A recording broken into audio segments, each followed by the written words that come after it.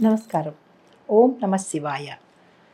ఈరోజు కార్తీక మాసం, కార్తీక పురాణంలోని 5వ అధ్యాయం కార్తీక మాస వనభోజన మహత్యం.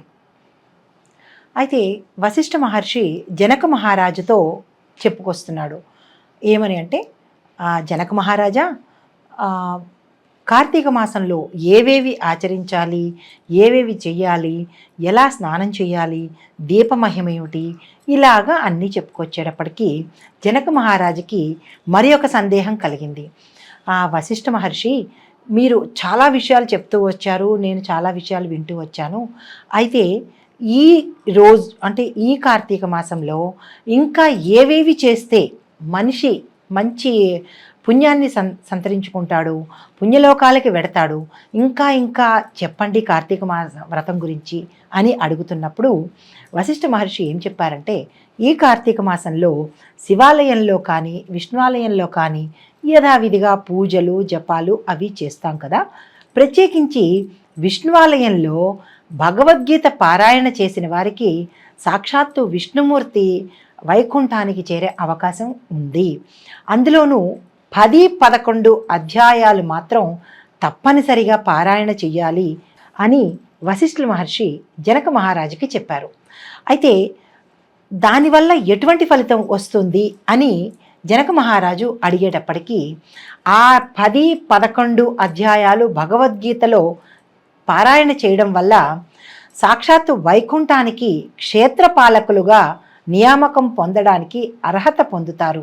ఎవరైతే కార్తీక మాసంలో తులసి దళాలతో గన్నేరు పూలతో విష్ణు పూజ చేస్తారో వారు వైకుంఠానికి చేరుకొని విష్ణువుతో సమానమైన భోగభాగ్యాలను అనుభవిస్తారు అని చెప్తూ చిన్న శ్లోకం కూడా చెప్పారు. యః కార్తీకేసితే వనభోజనమాచరేత్ సయాతి వైష్ణవధామం సర్వ పాపై ప్రముచ్యతే. కార్తీక మాసంలో ఎవరైతే వనభోజనం చేస్తారో వారి అన్ని పాపాలు విముక్తి పొంది విష్ణులోకానికి చేరుకుంటారు.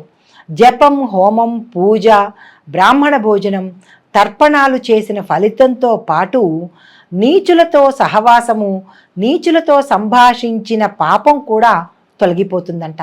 అది ఎలా తొలగిపోతుందంట? పాము కుబుసం ఎలాగైతే విడుస్తుందో అలాగా మన పాపాలన్నీ తొలగిపోతాయట. అయితే కార్తీక మాసంలో వనభోజనాలు తప్పనిసరిగా చెయ్యాలి. ఎలా చెయ్యాలి, ఎక్కడ చెయ్యాలి అంటే, అన్ని వృక్షాలతో పాటు ఉసిరిక వృక్షం ఉన్న ప్రదేశంలో మాత్రమే మనం వనభోజనం చెయ్యాలట. అయితే ఉసిరిక చెట్టు కింద సాలగ్రామాన్ని ఉంచి విష్ణు స్వరూపంగా భావించి అర్చనలు చేయాలి. ఉసిరి చెట్టు కనబడింది కదా అని అక్కడ గబగబా వెళ్ళి పేట్లు వేసేసుకుని మనం భోజనాలు చేయడం కాదు. దానికి కూడా ఒక పద్ధతి ఉందన్నమాట. ఆ భోజనంలో కూడా ఏవేవి నిషిద్ధాలో కూడా తెలుసుకొని అవి మాత్రమే మనం భోజనం చేయాలి. భోజనం అనగానే బిర్యానీలు ఇవి అవి కాకుండా ఆర్డర్లు పెట్టుకుని చేసే భోజనం కాదు. మన స్వతసిద్ధంగా సొంతంగా చేసుకుని, ఎందుకు చెప్పవలసి వస్తుందంటే, ఒకప్పుడు వనభోజనం ఒక రకంగా, ఇప్పుడు వనభోజనం ఆర్డర్లు పెట్టుకుని తెచ్చుకున్న వనభోజనం మాత్రం ఫలితాన్ని ఇవ్వకపోగా దుష్ఫలితాన్ని ఇస్తుంది. కాబట్టి కొంచెం జాగ్రత్తగా చేయాలి. వనభోజనానికి కూడా ఒక నియమనిష్ట ఉంది, అలాగే చేద్దాం.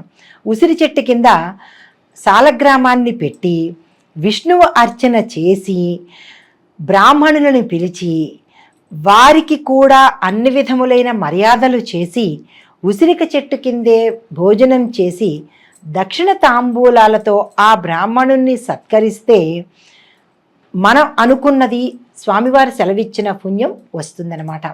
అయితే సకల పాపాల నుంచి విముక్తి కలుగుతుంది.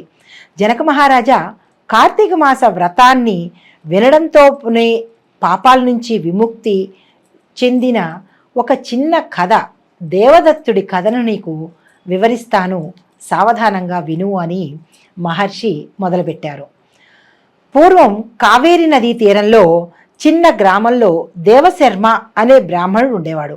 అతడు ధర్మాన్ని తూచా తప్పకుండా పాటిస్తూ ఉండేవాడు. నిత్యం దైవారాధన చేసుకుంటూ తన కుటుంబాన్ని పోషించుకుంటూ ఉండేవాడు. అతనికి దేవదత్తుడు అనే కుమారుడు ఉన్నాడు.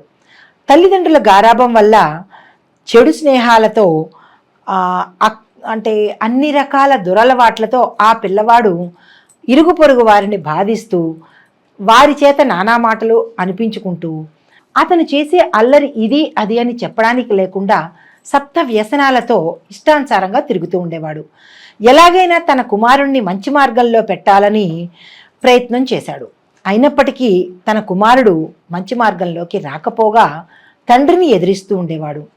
ఇలా ఒకరోజు కుమారుణ్ణి పిలిచి, నాయనా, నువ్వు చేసే ఈ చెడు పనుల వల్ల, ఈ చెడు ప్రవర్తన వల్ల నన్ను అందరూ అవమానిస్తున్నారు, నలుగురిలో నిలదీసి అడుగుతున్నారు. కాబట్టి నువ్వు మంచిగా మారి కార్తీక మాస వ్రతం చేసుకుంటూ ఆ నియమాలను పాటించుకుంటూ ఉంటే వేకువజామునే లేచి స్నానం చేసి సంకల్పం చెప్పుకొని నిత్యం శివాలయానికి వెళ్ళి దీపారాధన చేస్తే దీనివల్ల నీ గతంలో చేసిన పాపాలన్నీ తొలగిపోతాయి, మోక్షం పొందుతావు అని అనేక విధాలుగా బోధ చేశాడు. అదన్నీ విన్న దేవదత్తుడు వెటకారంగా నవ్వుతూ, నాన్న, స్నానం చేస్తే ఒంటికి ఉన్న మురికిపోతుంది కానీ పాపాలు ఎలా పోతాయి?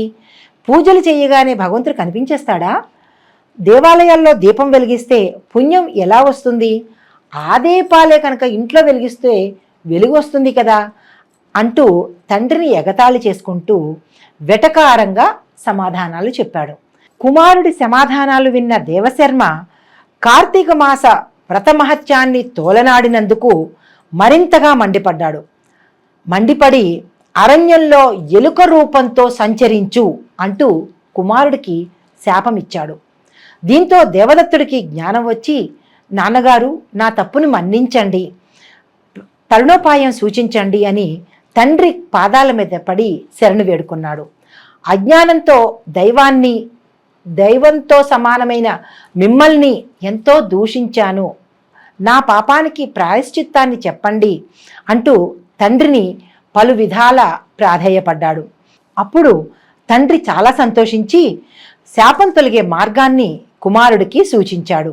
అరణ్యంలో మర్రిచెట్టు త్వరలో ఎలుకగా జీవించే నీకు ఎప్పుడైతే కార్తీక మాస వ్రత మహత్యాన్ని పూర్తిగా వింటావో అప్పుడే నీకు శాప విమోచనం కలుగుతుంది అని చెప్పాడు. తండ్రి శాప కారణంగా అప్పటికప్పుడే లేలుకగా మారిన దేవదత్తుడు అరణ్యంలోకి పారిపోయాడు. అక్కడ ఒక మర్రిచెట్టు త్వరలో నివాసం ఏర్పరచుకొని నివసిస్తూ ఉండేవాడు. అది కావేరీ నదీ తీర పరిసర ప్రాంతము. అక్కడికి భక్తులు నదీ స్నానం కోసం వస్తూ పోతూ శివనామస్మరణ చేస్తూ విష్ణునామస్మరణ చేస్తూ కార్తీక మాస ఫలితాన్ని, వ్రతాన్ని వాళ్ళు ఉచ్చరించుకుంటూ మననం చేసుకుంటూ అటూ ఇటూ తిరుగుతూ ఉండేవారు. ఆ చెట్టు కింద కాసేపు విశ్రాంతి కూడా తీసుకుంటూ ఉండేవారు. అలా వారి వల్ల ఎన్నో ఆధ్యాత్మిక వచనాలు వినడము, ప్రవచనాలు వినడము, ఎన్నో స్తోత్రాలు, మంత్రాలు ఆ ప్రయాణికుల ద్వారా విన్న ఈ దేవదత్తుడు కొంతకాలానికి విశ్వామిత్ర మహర్షి తన శిష్యులతో ఆ చెట్టు కింద విశ్రమించాడు. అప్పుడే అక్కడికి ఒక బోయవాడు వచ్చాడు. అది కార్తీక మాసం అవ్వడం వల్ల కార్తీక మాస వ్రత మహత్యాన్ని విశ్వామిత్ర మహర్షి తన శిష్యులకు ఉపదేశిస్తున్నాడు. అటుగా వెడుతున్న ఆ బోయవాడు ఆ కథని విని అతనిలో పశ్చాత్తాపం పొంది జ్ఞానం ఉదయించి అతను ఏమని ప్రశ్నించాడు అంటే, ఓ మహాత్మా, మీరెవరు? మీరు ఎక్కడి నుంచి వచ్చారు? మీరు చెప్పే ఈ ప్రవచనం ఏమిటి? నేను అన్నీ విన్నాను కానీ నాకు అంతగా తెలియడం లేదు, నాకు ఒకసారి జ్ఞానబోధన చేస్తారా అని ఈ బోయవాడు విశ్వామిత్రుణ్ణి ప్రశ్నించాడు.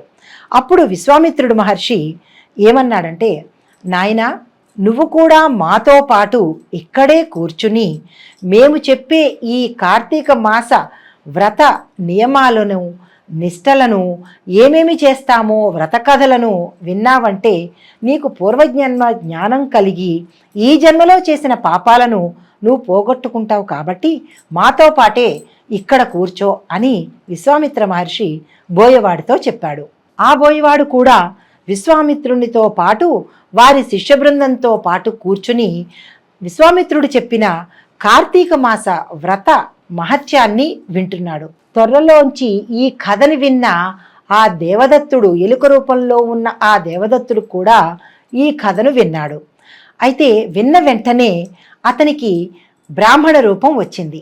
వచ్చేసిన వెంటనే ఆ స్వామితో, విశ్వామిత్రుడితో, అయ్యా, నాకు మీ కథ వల్ల, మీరు చెప్పే ఈ కార్తీక మాసం కథ వల్ల నా తండ్రి గారు ఇచ్చిన శాప విమోచనం పొంది నేను శివలోకానికి పోతున్నాను అని చెప్పి విశ్వామిత్రుడి దగ్గర సెలవు తీసుకొని ఆ దేవదత్తుడు శివలోకానికి, శివ సాయుధ్యానికి వెళ్ళిపోయాడు.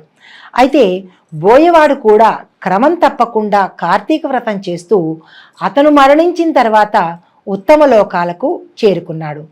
కాబట్టి జనక మహారాజా, కార్తీక మాసంలో తెలిసి చేసిన, తెలియక చేసిన ఏ చిన్న కార్యమైనా గొప్ప పుణ్యాన్ని కలగజేస్తుంది. కాబట్టి ఈ లోకంలో సిరి సంపదలు, పరలోకంలో శివసన్నిధి కోరుకునేవారు తప్పనిసరిగా కార్తీక మాస వ్రతాన్ని ఆచరించాలి అని చెప్పాడు.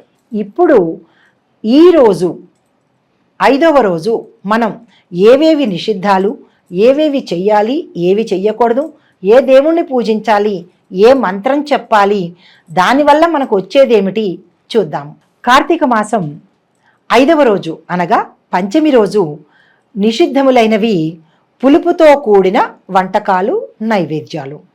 ఏవి దానము ఇవ్వాలి అంటే స్వయం పాకం, విసినికర్ర. ఏ పూజ అంటే ఏ దేవుణ్ణి మనం పూజించాలి అంటే ఆదిశేషుణ్ణి మనం పూజించాలి. ఆయన యొక్క మంత్రము ఓం సర్పాయ మహాసర్పాయ దివ్య సర్పాయ నమః. మళ్ళా ఓం సర్పాయ మహాసర్పాయ దివ్య సర్పాయ నమః అనే ఈ మంత్రాన్ని మనం యథాశక్తి జపించుకోవాలి. ఇప్పుడు మనకి వచ్చే ఫలితం ఏంటి అంటే కీర్తి ప్రతిష్టలు పెరుగుతాయన్నమాట. ఇవన్నీ చేయడం వల్ల కీర్తి ప్రతిష్టలు పెరుగుతాయి. ఈ నియమ నిబంధనలతో, ఈ సూచనలతో 5వ అధ్యాయము సమాప్తము.